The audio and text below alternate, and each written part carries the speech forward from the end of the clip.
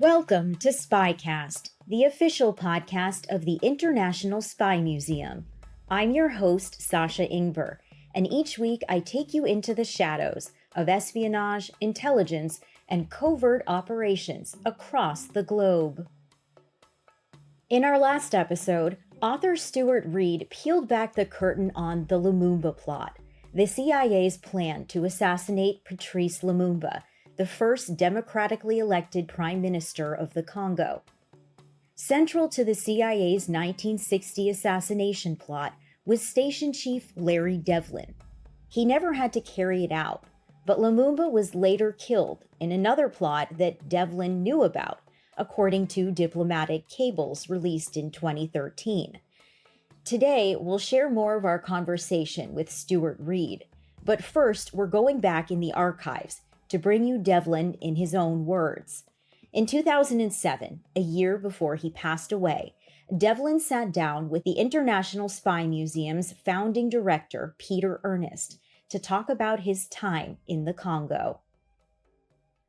I'd like to begin asking you how you were recruited to go into the CIA. I know it was at the time of you were in school. You had been involved in the Mediterranean operations of the U.S. Army. You had distinguished yourself there. You had returned to the States, and you were planning on going to Harvard to obtain a doctorate. What derailed you? What happened? How did you get recruited? Well, I might say first, I'm not sure that in fact, I can quite seriously say that I did not cover myself with glory. I was just one of many millions of soldiers fighting in the Mediterranean area. I started my career in Tunisia just at the end of the Tunisian campaign. I arrived for the last 2 weeks. From there, it was Sicily, Salerno, Anzio, and then Corsica, Sicily, and then Corsica. And then I went with the French into Elba, and then I landed with the American troops in south of France, which was literally a picnic after Salerno and Anzio. We had very few losses. The fighting was easy.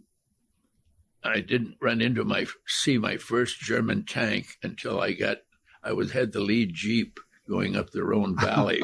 Let me take you from there right into Harvard, where you were approached by a very distinguished gentleman. I was approached by McGeorge Bundy, who you will know was the foreign affairs advisor to both Presidents Kennedy and Johnson. And he, at that time, was secretary, as I understood it, was secretary of the Council on Foreign Relations when he recruited me, which was in November 1948. And at the time, he made the point that we were in a Cold War, that we must try and keep it cold and not let it get into a hot war. I agreed with him on that, feeling that it would be almost the end of the world if we started throwing atomic bombs at each other or missiles. I don't think I thought of missiles at that time. It was bombs that I thought of at that time. And I thought, well, I'll do this if they need me, I'll do this for a couple of years, and then I'll come back and get my doctorate because I wanted to be a university professor. I did not go back. I stayed with the agency, and I loved it, and I thought I was the luckiest guy in the world to get there. When you were actually assigned to the Congo, where you became a station chief after a couple of other assignments, what did you think you were doing? What did you think your mission was? And the Congo was, there was independence. A few days later, there was the Congolese army mutinied. There was a chaotic situation. You went as a young station chief. What did you think your mission was? I went there in independence was 30 June 1960. I went there thinking that I was there primarily to recruit Soviets. That was my specialty. Trying to recruit them to work for us to stay in position if possible. If they refuse, then of course we would accept that if they wanted to jump over to our side. But that was my objective. And I thought that they would be just as confused and lost in Africa as I would be. Well, I know you mentioned that you also had a sense, because you'd been so influenced by listening to virtually every broadcast of Edward G. Murrow during the war. Edward R. Murrow, I'm sorry. I'm sorry, Edward, you're absolutely right. Memory is better than mine. Edward R. Murrow, that you also had a sense that you were there to spread democracy. Well, that is part of it, that we would defend democracy through the Cold War, and that we could perhaps avoid a hot war, which would involve great amount of killing, that intelligence was something which could be used by the U.S. government, as it could by other governments, for useful objectives, good objectives, as well as questionable objectives. Your story, as you tell it in your book, is extraordinarily adventuresome. The book actually opens when you are taken captive by some rebel soldiers who ended up playing Russian roulette with you. I know you faced firing squads. You were placed under arrest. You had the most extraordinary set of adventures in that country, both you and your family, I might say, and including your daughter, who was responsible for saving your life towards the end of your tour.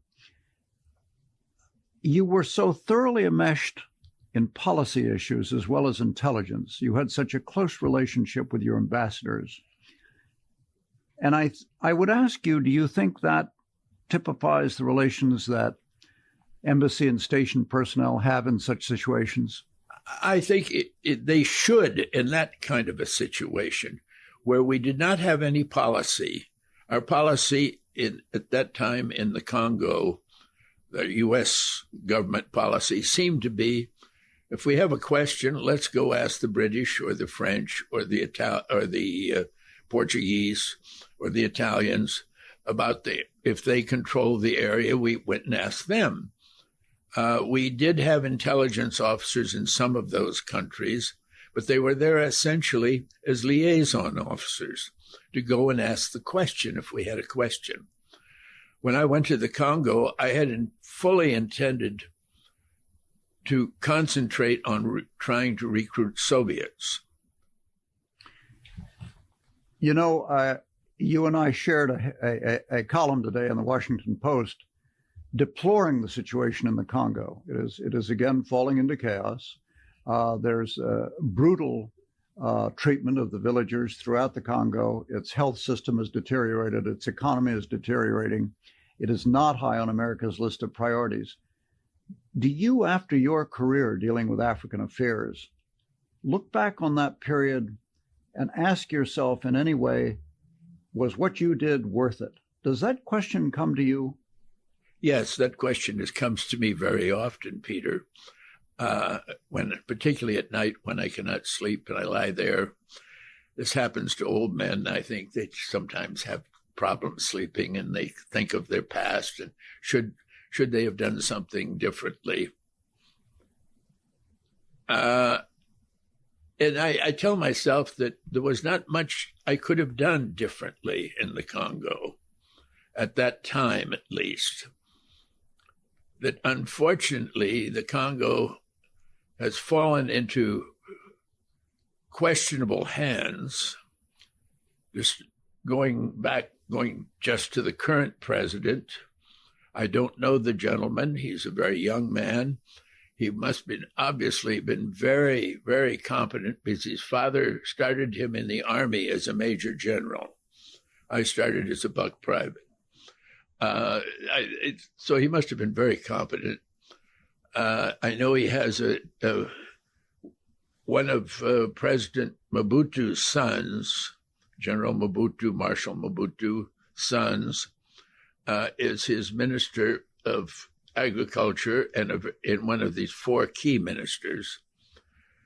I haven't been to the Congo since 1996 because they wanted to extradite me and charge me with the murder of Lumumba, which I did not commit, but I did not want to go have the, quote, pleasure, unquote, of going in front of a Congolese jury or judge and have them decide whether I had or had not murdered Lumumba.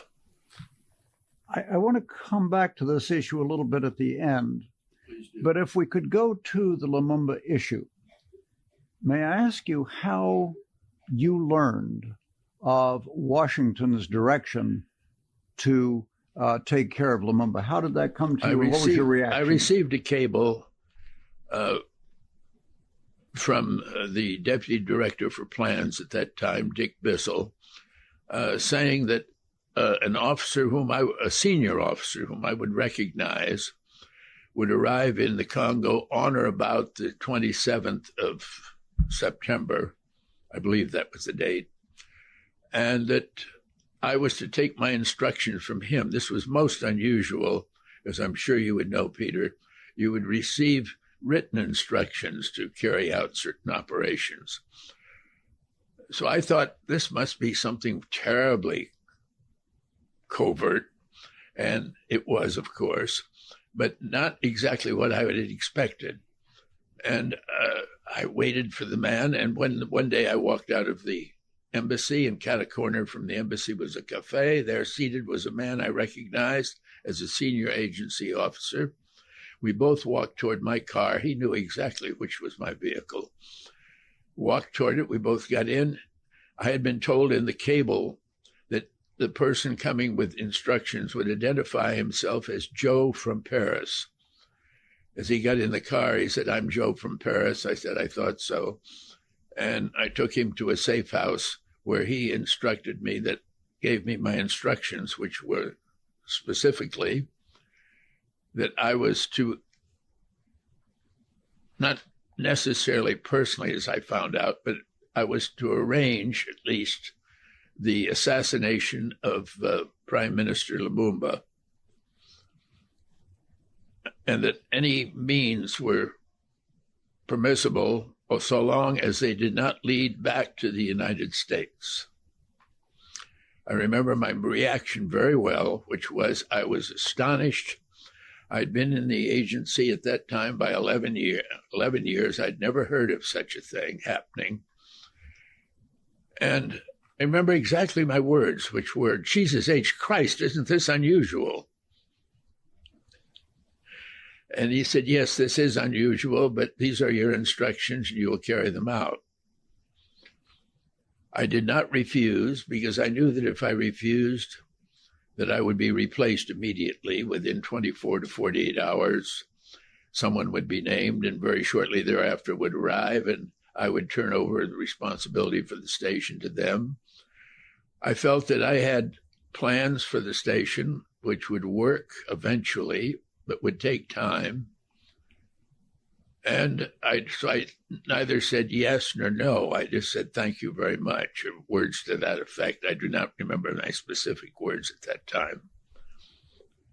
And I sent, from time to time, I sent cables or dispatches to Washington telling them I was looking into various ways and possibilities, trying to gain access to the Lumumba's bathroom because I had poison in toothpaste for him, or into his kitchen where I had some other things which would go well in the soup.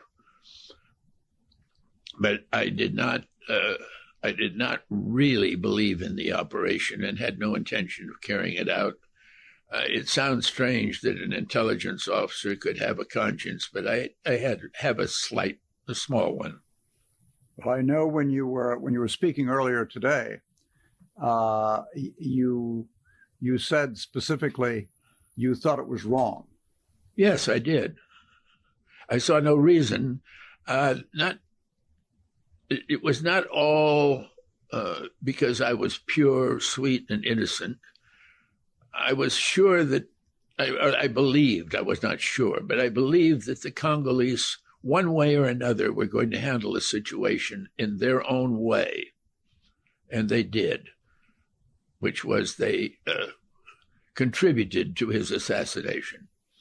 And I think at least one country has taken moral responsibility for that assassination. Yes, Belgium has accepted moral responsibility for the assassination. They have not said that they encouraged it. They said moral responsibility. But I believe that they really knew very well what they were doing. Yeah. You know, going back to your comments earlier about in response to was it worth it? I think in retrospect, you and others of us who served during the Cold War, we served at a particular time. We served the country's aims for a particular purpose. And even though the world may change, I think what we did was worth it. I thoroughly agree with you on that, Peter. I feel it in a sense that I was very lucky to participate in that effort. I had been through almost 5 years of actual military life, not a combat period, just under 3 years. I'd been shot at. I'd been frightened, terribly frightened by fighting and all that sort of thing.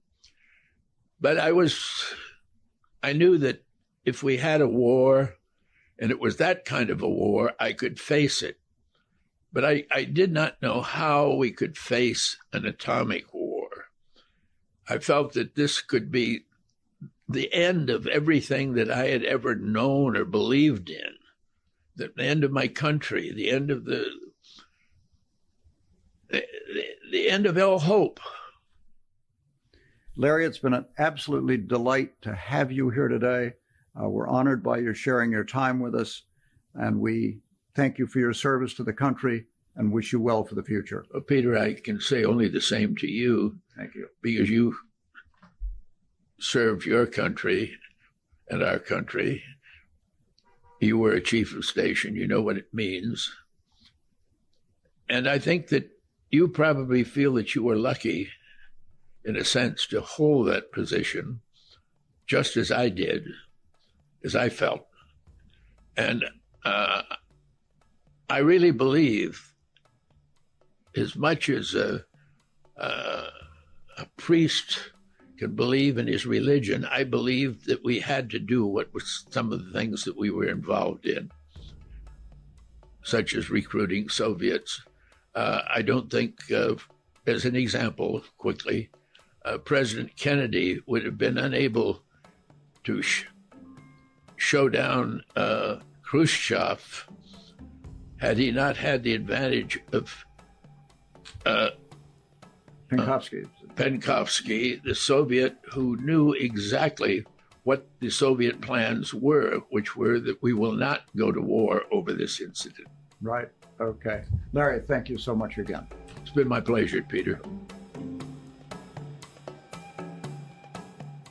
That was Devlin looking back in 2007. Now, author Stuart Reid describes Devlin's relationship with former Congolese leader Joseph Mobutu, who consigned Lumumba to his death. We also spoke about American diplomats struggling under Mobutu and what Devlin's daughter had to say about her father. Okay, so what happens to Devlin ultimately? So the Congo operation is seen as a success within the CIA. Devlin is promoted. He goes to Laos. He then comes back to Congo in the 60s because he's seen as the only person who can really reason with Mobutu. He has the best relationship with Mobutu of any American official. Devlin then becomes the head of the East Africa branch of the CIA. He retires from the agency in 1975, I believe, after sort of maxing out and having no upward mobility left. And where does he go, of all places? Back to Congo, where now he's working not for the CIA, but for the American diamond merchant Maurice Tempelsman. Again, because Devlin has this extraordinary relationship with Mobutu. And at that time, it seems as though he also reportedly tipped the CIA off in that role that he had.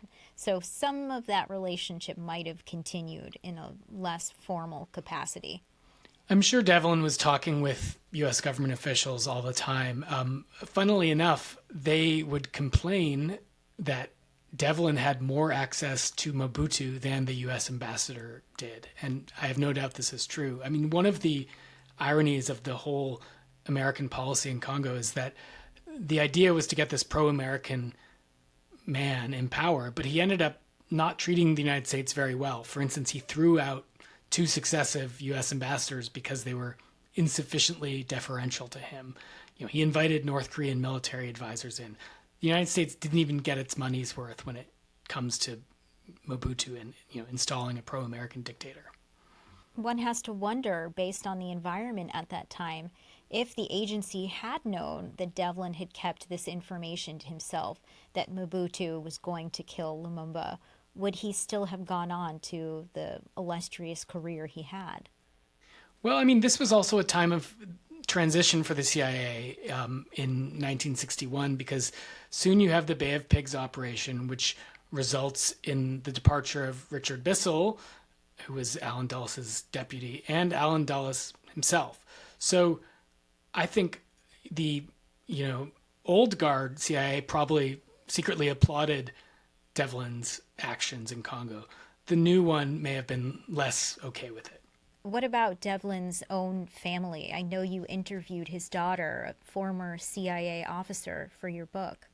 Yeah, Devlin's daughter, Maureen Reimuller, was nothing but helpful to me during the book, which I really appreciated. She sat for long interviews, recalling what her father was like. And she herself, as you mentioned, is a veteran of the agency. And so what I really appreciated was that she didn't try and steer me in any direction. And she was fine with me coming to my own conclusions that may have, differed from those she harbored and certainly those of her father. And I think, just one more word on Devlin. He's such a fascinating character because in one sense, he's a profoundly effective CIA officer. He is good at his job. He was a man of action. He made decisions on the fly. I understand why he was viewed so positively within the agency. On the other hand, I believe deeply that his view of the crisis was utterly wrong. His conception of Lumumba was deeply flawed. And the actions he took, specifically regarding Lumumba's transfer and death, were ethically and morally wrong. Did Maureen ever talk about her father acknowledging that maybe he had chosen the wrong guy? A guy who led the country for 3 decades, exploited its natural resources for personal enrichment, was behind human rights violations.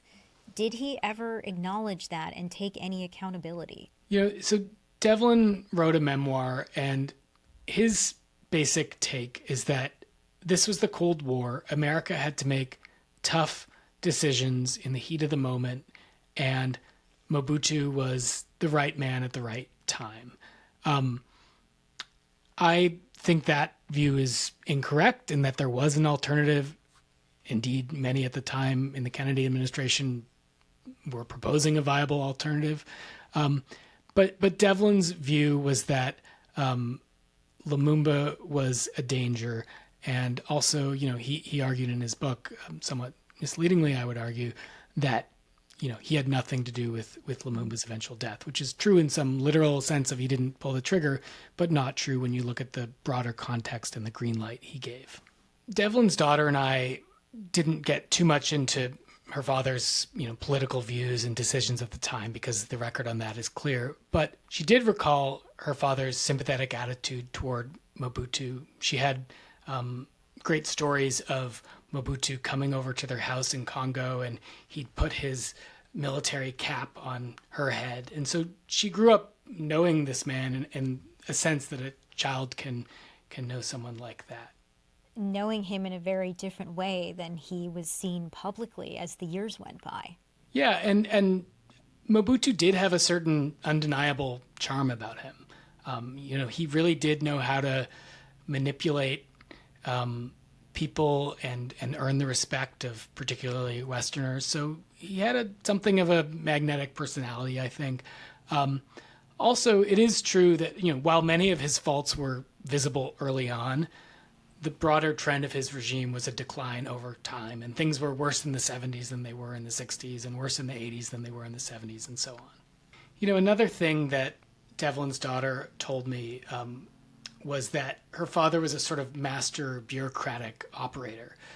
For instance, he grew practiced at the art of timing the sending of his cables so that they'd arrive in Washington after 5 p.m., and he would end his cables with, if I don't hear from you, I'll assume you agree. And so she, recalled with laughter that this was one of his tactics. Of course, then one time he happened to get a reply at, 5:05 Washington time, and that, denied him his request. So she has fond memories of her father, and it was useful in writing the book for filling in a lot of the sort of detail about his personality, how he was the life of a cocktail party, and really knew how to make everyone he was talking to feel like the most important person in the room. Did he have any regrets for the work he did in the Congo? I think the answer to that is basically no. If you read his memoir, the argument he makes is that this was the Cold War. America had to make tough, cold-blooded decisions, and those were